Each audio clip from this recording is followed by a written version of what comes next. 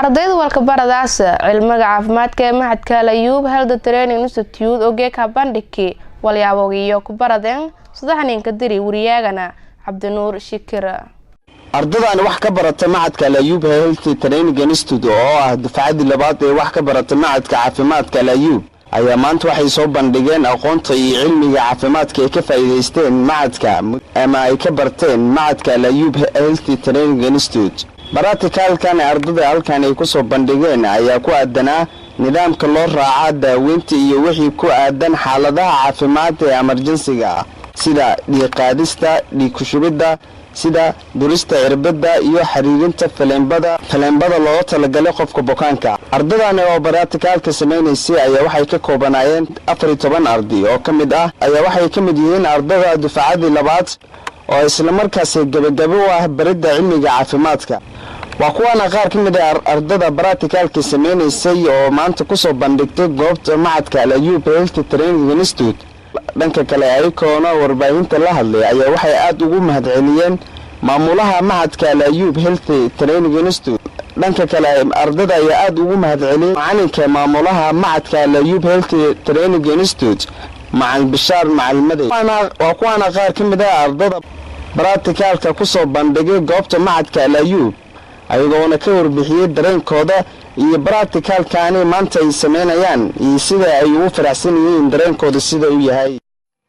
waxaan nahay dufcadii labaad ee Al-Ayuub Health Training Institute ka baranaysay bishii 9aad baan waxbarasho ku jirnaa.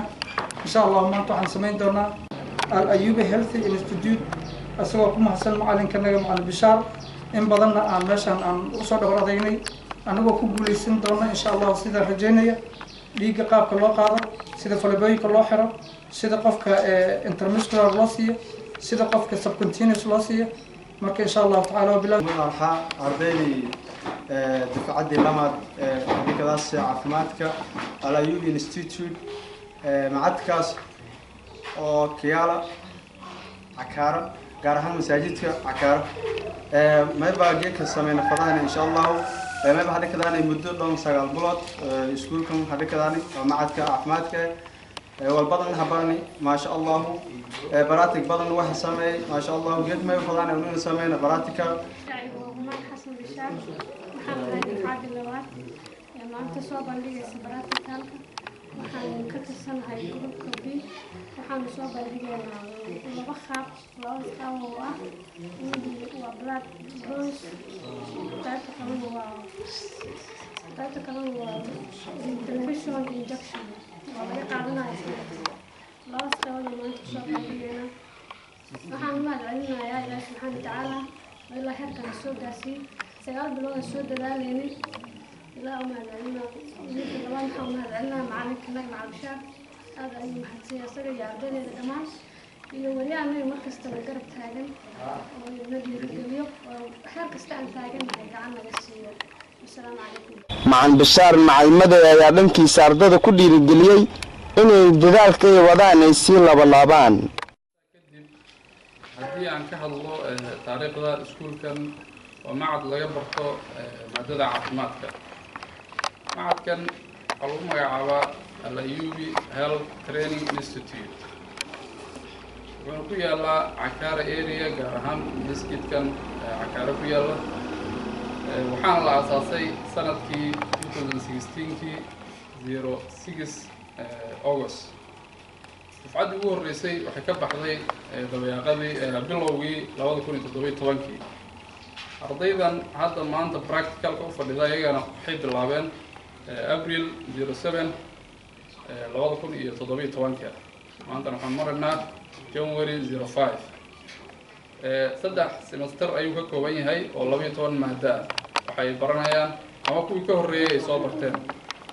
laba semester way soo qaateen, hal semester ayaa u dhiman.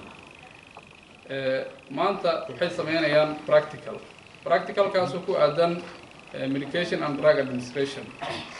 nidaamka loo raaco daawada iyo wixii ku aadan xaaladaha caafimaadka.